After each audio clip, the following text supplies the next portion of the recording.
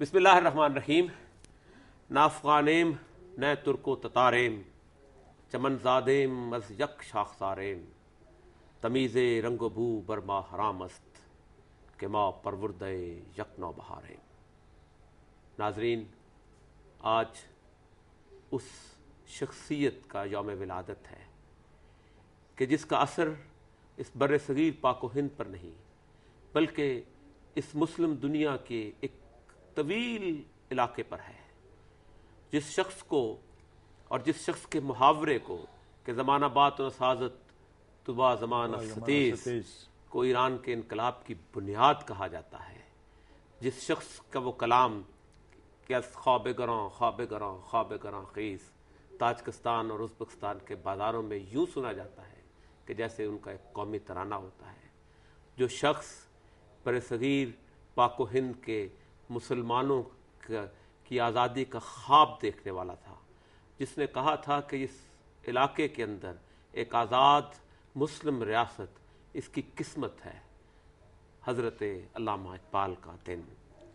آج ہم اس پر گفتگو کر رہے ہیں، ان کے ایک ایسے شعر پر کہ جس شعر کا مفہوم اور مطلب میرے جیسے مبتدی کے لیے یقیناً بالکل مختلف معنی رکھتا ہوگا.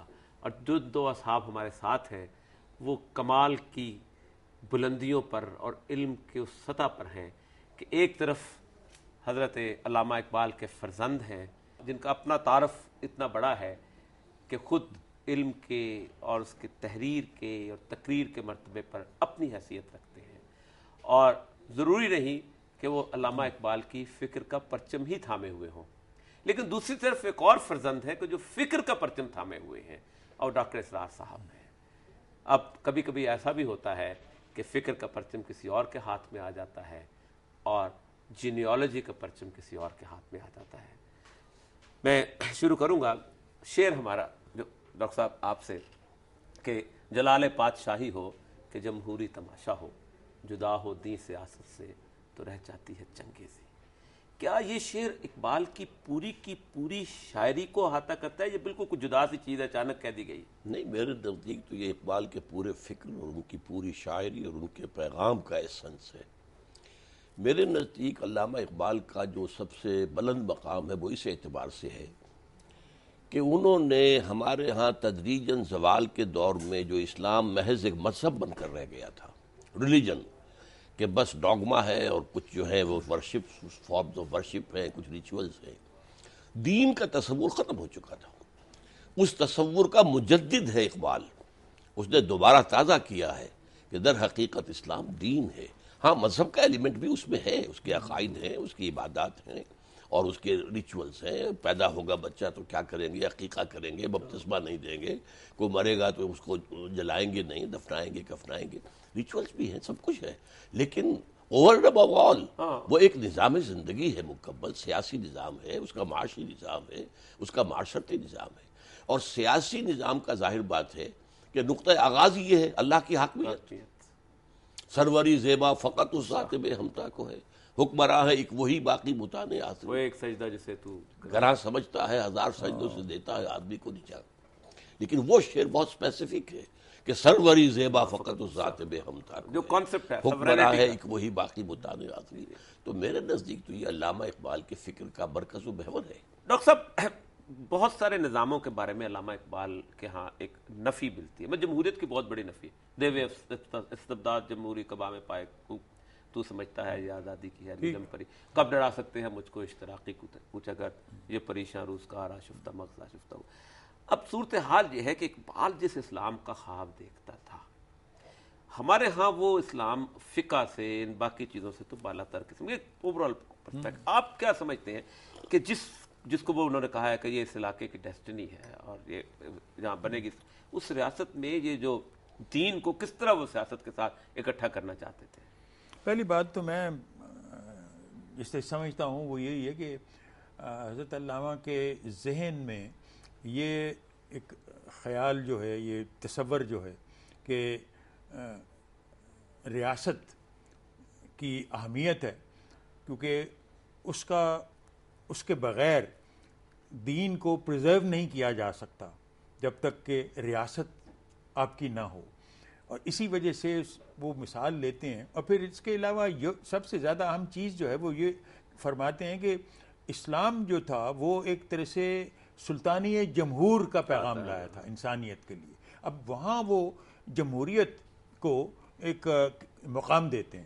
لیکن آپ نے جن اشعار کا ذکر کیا ہے، یہ سوال علامہ کو علی گڑھ کے طالب علموں نے پوچھا تھا کہ جی آپ کس طرح جمہوریت کے قائل ہیں جبکہ آپ نے جمہوریت کو اپنے اشعار میں اتنا کرٹیسائز کیا ہے. تو اس کا جواب انہوں نے یہی دیا تھا کہ آپ مجھے بتائیے اس کا نعم البدل کیا ہے، آمریت یا ملوکیت. اور پھر فرمایا کہ دونوں چیزوں کی اسلام اجازت نہیں دیتا. تو اس کا مطلب یہ ہے کہ باوجود اس کے کہ انہوں نے جمہوریت کو ایز اے پولیٹیکل آرڈر اس سسٹم میں اس کی اغلاط میں جمہوریت جو چاہتے ہیں کہ وہ سسٹم میں آ جائے. اور آج کل ایک کانسیپٹ بڑا مزدار بن گیا ہوا ہے کہ اقبال نے کہا ہے کہ اجتہاد جو ہے پارلیمنٹ کرے گی، جبکہ بڑا کمال کا شعر ہے کہ گریز از طرز جمہوری غلام پختہ کارشو کہ از مقصد صد خر فکر انسانی نمی آئے کہ 200 گدوں کے دماغ سے. اور ہم مشاہدہ بھی کرتے ہیں روز کے روز. تو اصل مسئلہ یہ ہے کہ اقبال کی جمہوریت کس جگہ پر بابا. ہاں، میں اصل میں اس پہ عرض کروں کہ دو چیزوں میں فرق کرنا چاہیے. ایک جمہوریت جس کا اقبال قائل ہے وہ ہے اللہ کی حاکمیت کے تحت اور کتاب و سنت کے حدود کے اندر، یعنی جو سسٹم آف گورننس ہے اس کے نیچے وہ جمہوری ہوگی. لیکن حاکمیت اللہ کی ہے، قانون سازی کا اختیار مطلق اللہ کے پاس ہے. جو چیز اس کی طرف سے آ گئی ہے وہ کسی ملک کے 100% جو باشندے ہیں وہ بھی اس پہ ترمیم نہیں کر سکتے. یہ ڈیوائن لا ہے، اس کو تو آپ نے نافذ کرنا ہے. ہاں، خلافت کا تصور یہ ہے کہ جہاں وہ ڈیوائن لا موجود نہیں ہے، جہاں کہیں حضور صلی اللہ علیہ وسلم کی کوئی صراحت نہیں ہے، وہاں امرہم شورا بینہم، آپس میں مشورہ کر کے اور معاملات طے کر لو. تو یہ ڈیموکریسی، یہ اسلامک ڈیموکریسی، اخبار اس کو مانتا ہے. اسی لیے لیکچرز میں کہا بھی ہے کہ Republican form of government is very close to Islam. یہ گورنمنٹ ہے، ریاست کے اندر تصور سب سے پہلے حاکمیت کا آتا ہے اور اس کی وہ بالکل نفی کرتے ہیں. لیکن ڈاکٹر صاحب ایک سوال بڑا مغربی جمہوریت میں چونکہ حاکمیت عوام کی ہے، یہ حاکمیت، انسانی حاکمیت کا تصور ہی تو شرک ہے، کفر ہے. اللہ کی حاکمیت کے مقابلے میں کوئی حاکمیت، یہی کفر ہے، یہی شرک ہے. مجھے بتا تو صحیح اور کافری کیا ہے. لیکن یہ کہ اس حاکمیت خداوندی کے تحت اور اس کی عملی شکل کیا ہوگی، اب اللہ تو ہم پر موجود نہیں ہے یہاں. وہ کیا ہے کہ کتاب و سنت کے دائرے کے اندر آپ میوچول جو ہے کنسلٹیشن سے امرہم، یہ امرہم ہے جو اس دائرے کے اندر ہے، یہ امرہم ہے، وہ امر اللہ ہے. امر اللہ کے اندر آپ کوئی ترمیم نہیں کر سکتے، اس کو تو آپ نے انفورس کرنا ہے. البتہ امرہم میں آپ مشورہ کیجئے، آپ کاؤنٹی کو ووٹ سے فیصلہ کر لیجئے، کوئی حرج نہیں ہے.